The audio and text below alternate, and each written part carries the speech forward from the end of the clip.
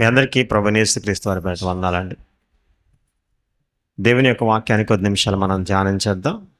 ఈరోజు మరి దేవుడు దీవించినటువంటి గృహము ఎలా ఉంటుంది అనే దాని గురించి మనం ఈరోజు ఆలోచన చేస్తున్నాం. దేవుడు దీవించినటువంటి గృహము ఎలా ఉంటుందంటే క్రీస్తే అధిపతిగా చేసుకుంటుందట. వారి గృహంలో ఎవరు అధిపతి? క్రీస్తే అధిపతిగా ఆ గృహము చేసుకుంటుందట. ఆలోచన చేయండి.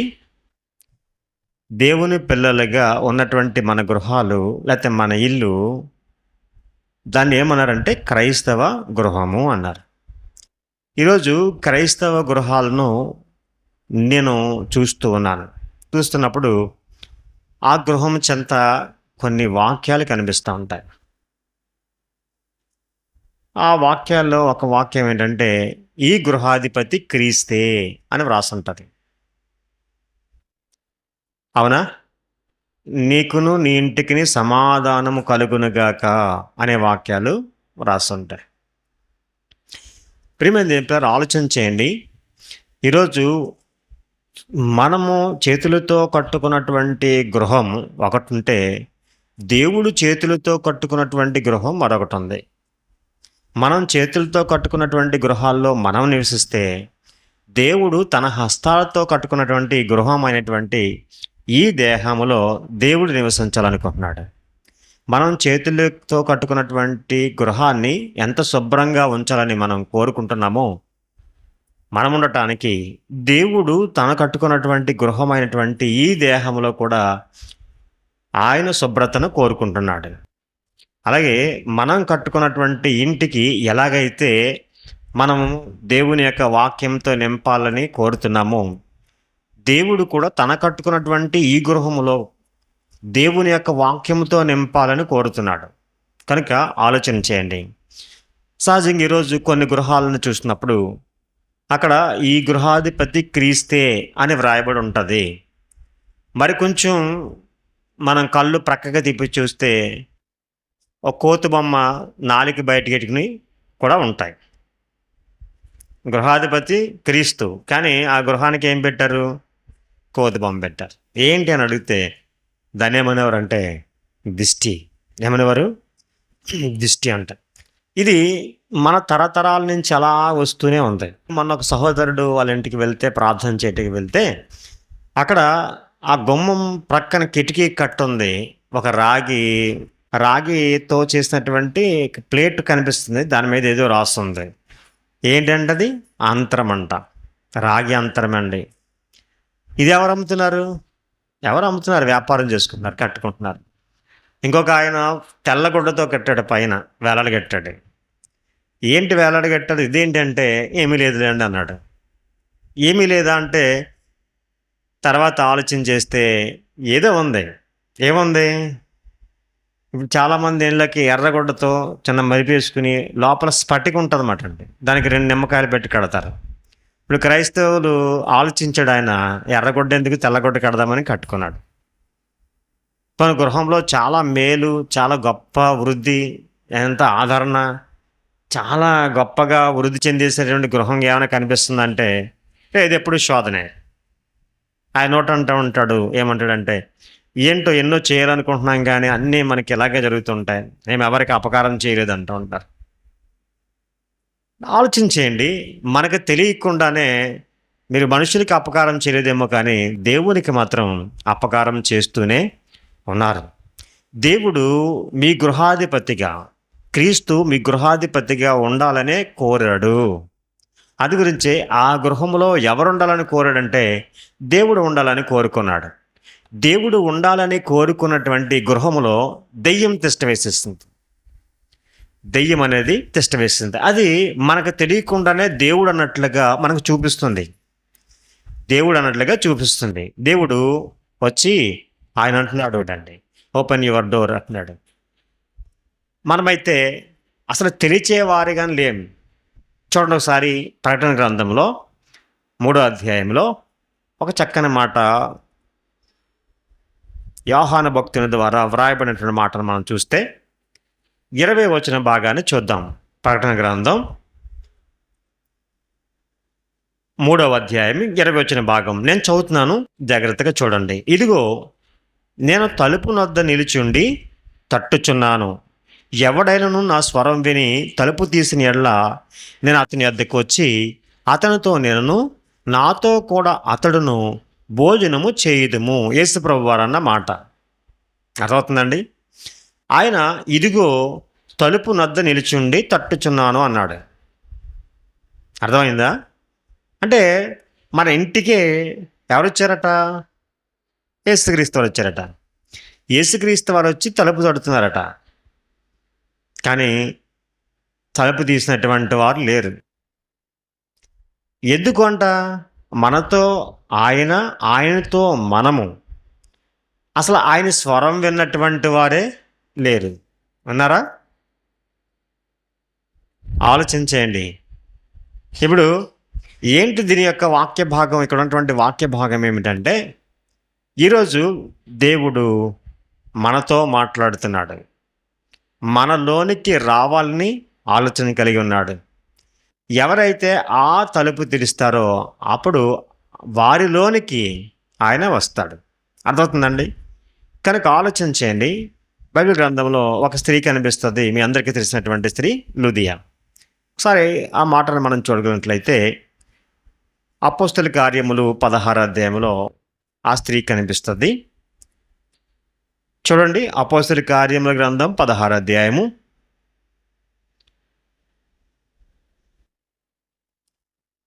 14వ వచనాన్ని చదువుతున్నాను. అప్పుడు లూదియాను దైవభక్తి గల ఒక స్త్రీ వాక్యం వింటుందట. ఆమె ఓదారంగు పొడి నమ్ముకున్న తుయతైర పట్టణస్థురాలు. ప్రభువు ఆమె హృదయము తెరిచెను.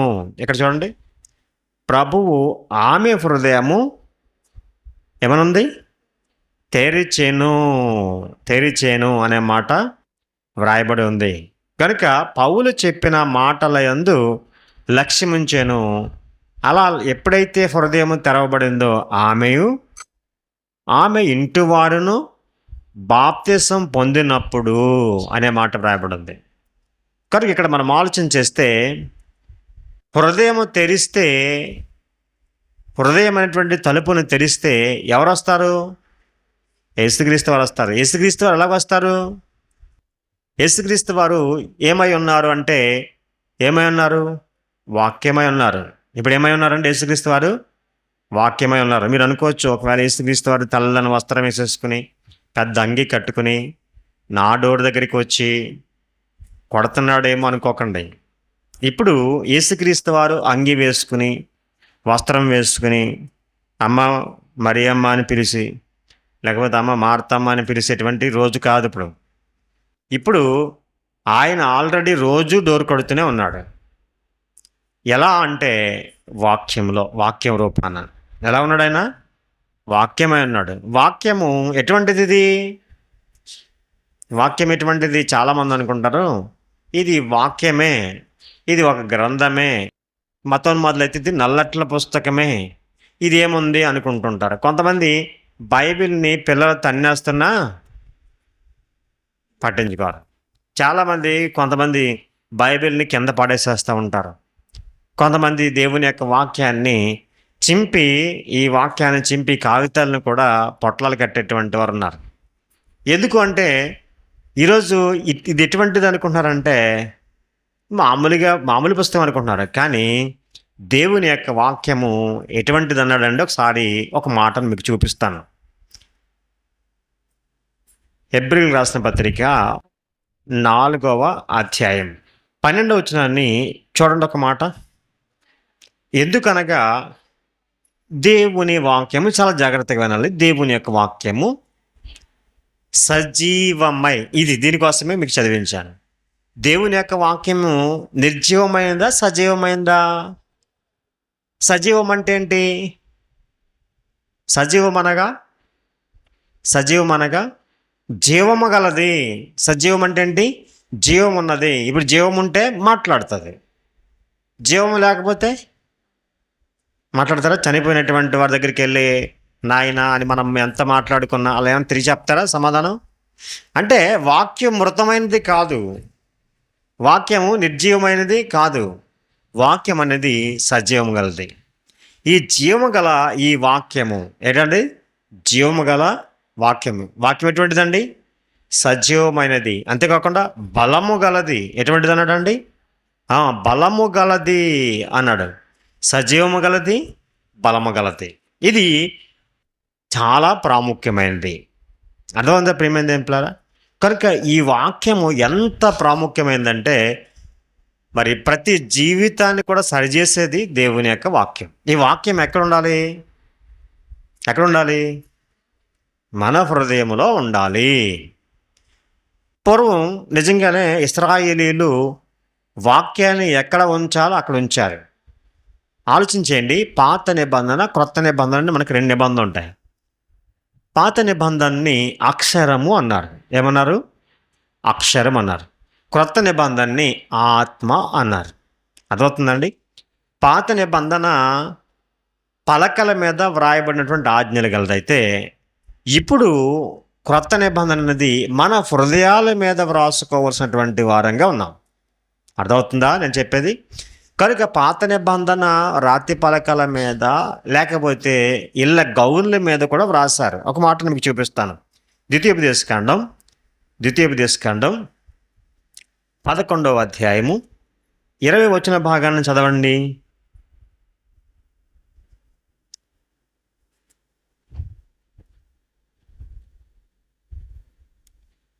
18 నుంచి చదువుతున్నాను చూడండి. కాబట్టి మీరు ఈ నా మాటలను మీ హృదయముల మీద, మీ మనసుల్లోనూ ఉంచుకొని వాటిని మీ చేతుల మీద సూచనలుగా కట్టుకొనవలను అని చెప్పాడు. దేవుని యొక్క మాటలు ఎక్కడ ఉండాలట? హృదయంలో, మనసులో ఉండాలి. అంతేకాకుండా చేతులకు సూచనలకు కట్టుకోవాలి. అవి మీ కన్నుల నడుమ బాసికములుగా ఉండవలను. నెక్స్ట్, వాటిని మీ పిల్లలకి నేర్పించాలి అని చెప్తూ వాటిని ఏం చేయాలంట? 20 వచనం, నీ ఇంటి ద్వారబంధముల మీదను నీ గౌనుల మీదను వాటిని వ్రాయవలెను అన్నాడండి. అర్థమవుతుంది మీకు? అంటే అక్షరముగా చెప్పబడినటువంటిది పాత నిబంధన. పాత నిబంధనలో ఇశ్రాయేలీలు దేవుని యొక్క వాక్యం ఎక్కడ రాసుకోవాలి? దేవుని యొక్క మాటలను ద్వారబంధముల మీద, గౌనుల మీద దేవుని యొక్క వాక్యాన్ని రాసుకోవాలి. ఆ వాక్య ప్రకారంగా జీవించాలి. అర్థమవుతుందండి? ఇప్పుడు ఆలోచించేయండి, దేవుని యొక్క వాక్య ప్రకారంగా మనం జీవిస్తే మేలేంటో చెప్పాడు. ఇక్కడ చూడండి ఒకసారి. ఇక్కడ మనం చదువుకుంటే 24 వచనం, మీరు అడుగుపెట్టు ప్రతి స్థలం మీది అగును. అంటే మీరు అడుగుపెట్టు ప్రతి స్థలము మీది అగును. అరణ్యం మొదలుకొని లెబ్నోను వరకు, యూఫ్రటీసు నది మొదలుకొని పడమటి సముద్రం వరకు మీ సరిహద్దు వ్యాపించును. ఏ మనుషుడు మీదట నిలవడు. తాను మీతో చెప్పినట్లు మీ దేవుడిని యెహోవా మీరు అడుగుపెట్టు దేశమంతటి మీద మీ బెదురు, మీ భయము పుట్టించును అన్నాడు. అర్థమవుతుందా?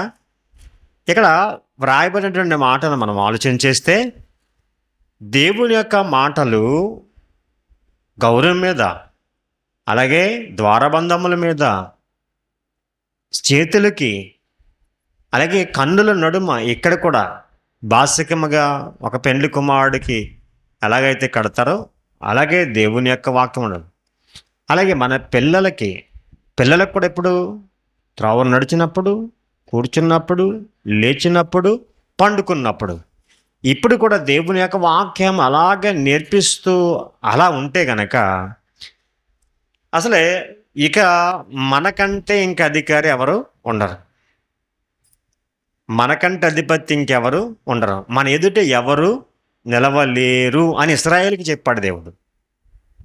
మరి ఈరోజు క్రైస్తవులుగా మన యొక్క జీవితంలో, మన హృదయంలో వాక్యం ఉంటే మన నడవడి మారిపోద్ది. అవునా కదా? హృదయము నిండి ఉన్న దాన్ని బట్టి ఏం మాట్లాడుతుంది? నోరు మాట్లాడుతుంది. హృదయములో వాక్యము నింపుకుంటే మన నోరు ఎలా మాట్లాడుతుందంటే వాక్యము సంబంధమైన మాటలే వస్తాయి. అదే హృదయంలో వాక్యం అస్సలు లేదనుకోండి, దేవునికి స్థానం ఉంటుందా? వాక్యం అంటే సజీవము గలది, వాక్యం అంటే క్రీస్తు. ఆ వాక్యము మన హృదయంలో ఉంటే మన హృదయంలో ఎవరున్నట్లు? దేవుడు ఉన్నట్లు ఖచ్చితంగా. అంటే దేవునికి మనము స్థానం ఇచ్చినట్లు. అదొందా మొట్టమొదట మీకు చెప్పాను కదా, మనం నివసించడానికి మనం గృహాలు నిర్మించుకున్నాం అందముగా. దేవుడు నివసించడానికి నిర్మించుకున్నటువంటి గృహం ఏదైనా ఉందంటే అది మన దేహము. ఒకసారి దేవుడు చెప్పిన మాట ఒకసారి మీకు చూపిస్తున్నాను, చూడండి. కొరింథీయులకు రాసినటువంటి మొదటి పత్రిక 3వ అధ్యాయము 16వ వచన భాగాన్ని చూద్దాం. కొరింథీ మొదటి పత్రిక 3వ అధ్యాయము 16వ వచనం. మీరు దేవుని ఆలయమై ఉన్నారనియు దేవుని ఆత్మ మీలో నివసించున్నాడనియు మీరు ఎరుగరా అన్నాడు. ఏమైనా అర్థమైందండి? మీరు దేవుని ఆలయం అన్నారండి. ఎవరు దేవుని ఆలయము? మనమే. అదే కాకుండా మీలో అంటే దేవుని ఆత్మ మీలో నివసించడానికి దేవుడు నిర్మించుకున్నాడు. ఒకవేళ ఎవరైనాను దేవుని ఆలయం పాడు చేస్తే దేవుడు వానిని పాడు చేయును అన్నాడండి. కనుక ఇక్కడ ఆలోచించేయండి, ఒక లాజిక్ చెప్పాడు దేవుడు. చాలామందికి ఈ విషయం తెలియదు. మనమంతా మన దేహము దేవుని ఆలయం. మన దేహం ఏంటండి? దేవుని ఆలయం. దేహాన్ని పాడు చేసుకుంటారా? చాలామంది పాడు చేస్తారు. చాలామంది ఏమంటారంటే నా శరీరం, నా ఇష్టం, నేనేమైనా చేస్తాను అనుకుంటారు. అంతే కదా? మనం ఎవరైనా సలహా ఇచ్చామనుకోండి, ఎందుకయ్యా అలా త్రాగుతావు, నీ దేహం పాడైపోద్ది అంటే, నువ్వేమైనా పాడైపోతే బాగు చేయడానికి నువ్వేమైనా ఇస్తావా నాకు అని అడుగుతారు. సిగరెట్ కాల్చొద్దయ్యా, నీ దేహం పాడైపోద్దంటే, నువ్వేమైనా నేను కాల్చడానికి డబ్బులు ఇస్తున్నావా అని అడుగుతారు. బైబిల్ ఏం చెప్పిందంటే దేహము నీది కాదు. నువ్వు అనుకుంటున్నావు నీ దేహం అనుకుని, దేహము నీది కాదు. ఎందుకంటే అది దేవుని ఆలయము. ఇప్పుడు నువ్వేం చేస్తున్నావంటే నీ దేహాన్ని నువ్వు పాడు చేసుకుంటున్నావు. అర్థమవుతుందా? ఎందుకంటే దేవుని ఆలయాన్ని పాడు చేస్తున్నావు కాబట్టి. అర్థమైందా? నీ దేహం అనుకున్నది దేవుని ఆలయము. ఆ ఆలయాన్ని ఎవరైనా పాడు చేస్తే దేవుడు ఆయనను దాన్ని పాడు చేస్తారని చెప్పాడు. మళ్ళా మాట చదవండి. మొదటి కొరింథీ 3వ అధ్యాయము 16వ వచనం చదువుతుంది చూడండి. 17వ వచనం. ఎవడైనను దేవుని ఆలయమును పాడు చేసినట్లా దేవుడు వానిని పాడు చేయును. ఆలయం అంటే మీరు అనుకున్నట్లుగా ఈ దేవాలయం గురించి మాట్లాడలేదు. ఆలయం అంటే మన దేహం అనేటువంటి ఈ ఆలయం. అవునండి. అంటే ఈ ఆలయంలో ఏముండాలని కోరుకున్నాడు? దేవుడే ఉండాలని కోరుకున్నాడు. ఏముండాలని కోరుకున్నాడు? దేవుని యొక్క వాక్యం ఉండాలని కోరుకున్నాడు. ఏముండాలని కోరుకున్నాడంటే క్రీస్తే ఉండాలని, నివసించాలని కోరుకున్నాడు. ఈ ఆలయంలో, ఈ దేహం అనే ఆలయానికి ఆయన ఎంతో ఖర్చు చేశాడు. ఎంత ఖర్చు చేశాడు తెలుసా అండి? మొన్న ఒక సహోదరులు మన మీటింగ్స్లోనే చెప్పారు, 348 కోట్ల రూపాయలు అంటది. ఏది? ఈ దేహం. ఏంటి 348 కోట్లు అంటే మీరు ఏమనుకుంటున్నారు? 348 కోట్లు అంటే ఏమనుకుంటారు? మన జీవితంలో 348 కోట్లు మనం సంపాదించగలమా అంటే సంపాదించలే. ఈ దేహము ఖరీదంట ఎంత అంటే అంత విలువైనటువంటి కాస్ట్లీ దేహాన్ని దేవుడు ఇచ్చాడా? అంత విలువైనటువంటి చాలా ఖరీదైనటువంటి దేహాన్ని మనకి ఇచ్చాడంటే అవును, మనకు ఆ విషయాన్ని తెలియదు. ఎప్పుడైనా ఆలోచన చేశారా? మన పళ్ళు ఉన్నటువంటి ఆ మెటీరియల్ ఈరోజు శాస్త్రవేత్తలు కనుక్కోలేకపోయారు. సేమ్ అటువంటి పంటని తయారు చేయడానికి ఆ మెటీరియల్ ఏంటో వారికి కనుక్కోలేదంట. ఏదో సిమెంట్ చేస్తున్నారు ఆ విధంగా కొంచెం అన్నట్లుగా అనుకున్నారు, కానీ అది మాత్రం కాదు. ఒకవేళ మీ పన్ను ఊడిపోయిందనుకో, ఆ పన్ను స్థానంలో మీరు కట్టుకున్నారనుకోండి, మీరు ఆ పన్నుకి జీవం ఉండదు. తెలుసా మీకు? మీ ప్రక్క పన్నుకి జీవం ఉంటుంది. ఆ పన్నుకి ఏదైనా ఒకవేళ ఐస్ పెట్టారనుకోండి, జీయమని లాగుతుంది. అదే కట్టబడినటువంటి పన్నుకి పెట్టండి, లాగదు. పన్ను అయితే కట్టగలుగుతారు, కానీ దానికి జీవాన్ని మాత్రం ఏ మనుషుడు ఇవ్వలేడు. ఇస్తాడా? ఇవ్వలేడు. అంటే ఆ పంటికి జీవాన్ని పంటిలో కూడా జీవనిచ్చాడు. అంతేందుకు ఈ గోరు ఉంది చూసారా, ఈ గోరు ఏ మెటీరియల్తో చేయబడింది అనేది ఈరోజు శాస్త్రవేత్తలకి అర్థం కాలేదండి. కనుక ఈ గోరునంటే ఏదో ఒకవేళ వాళ్ళు తయారు చేయొచ్చేమో, కానీ ఏదో ప్రకృతి సిద్ధముగా, కానీ దేవుడిచ్చినటువంటి ఈ యొక్క జీవం కలదండి. ఇది ఈ గోరు జీవం కలది. ఈ చివర కూడా జీవం ఉంటుంది. మరి అంతేందుకు, జీవం కలదో లేదో మనం తెలుసుకోవాలంటే ఏదైనా ఒక కరెంటు విద్యుత్ వైర్ ఈ గోటికి చిన్న గోరికి తగిలిందనుకోండి, షాక్ కొడుతుంది. అంటే అప్పుడు మనకేమర్థం అవుతుంది అంటే ఈ శరీరానికి కనెక్ట్ అవ్వంది అని అర్థమవుతుంది. చూడండి, రోజు రోజు దీని యొక్క ఎదుగుదల కనిపిస్తూ ఉంటుంది. అదే కృత్రిమ గోరు పెట్టండి ఇక్కడ. అప్పుడప్పుడు మన పిల్లలు షాపులో కొనుక్కుని పెడతా ఉంటారు కదా, పెద్ద గోర్ల కింద. ఏమైనా పెరిగి ఎదుగుతుంది? అది దానికి జీవం ఉండదు. మన వెంట్రుకకు జీవం ఉంది. ఈ వెంట్రుకలాగా మరొకరి తయారు చేయలేరు. తయారు చేస్తారు కృత్రిమంగా, ఏదో ఒకవేళ ఏ ప్లాస్టిక్ లేకపోతే ఇది సిల్క్ లాంటిది ఏదో ఉపయోగించి చేస్తారు, కానీ దానికి జీవం ఉండదు, దానికి ఎదుగుదల ఉండదు. ఆలోచించేయండి. అంటే దేవుడు చేసినటువంటి నిర్మాణమునకు ప్రతి నిర్మాణము ఈరోజు ఏ మనుషుడు చేయలేడు. అందుగురించే ఈ దేహము చాలా విలువైంది. దీన్ని పాడు చేసుకుంటే మరలా తిరిగి దాన్ని సంపాదించుకోగలుగుతాడా ఎవడైనా? ఆలోచన చేయండి. ఒక కన్ను పోగొట్టుకున్నాడు అనుకోండి, కంటిని సంపాదించగలుగుతాడా? సేమ్ దొరకదండి. ఏ శాస్త్రవేత్తని తయారు చేయగలడా? అంటే ఈ దేహము దేవుని నిర్మాణం, దాంట్లో ఎటువంటి సందేహం లేదు. దేవుడు ఉండటానికి నిర్మించుకున్నాడు, కానీ ఈ దేహాన్ని ఏం చేస్తున్నామంటే పాడు చేసుకుంటున్నారు. పాడు చేసేసుకుంటే నా ఇష్టం అంటున్నారు. నీ ఇష్టం కాదు, ఈ దేహము నీది కాదు, ఈ దేహము దేవునిది. దేవుని కొరకు వినియోగించాలి, దేవుని కొరకు వినియోగించాలి. దేవుడు నీలో ఉండాలని ఈ దేహాన్ని తయారు చేసుకున్నాడు.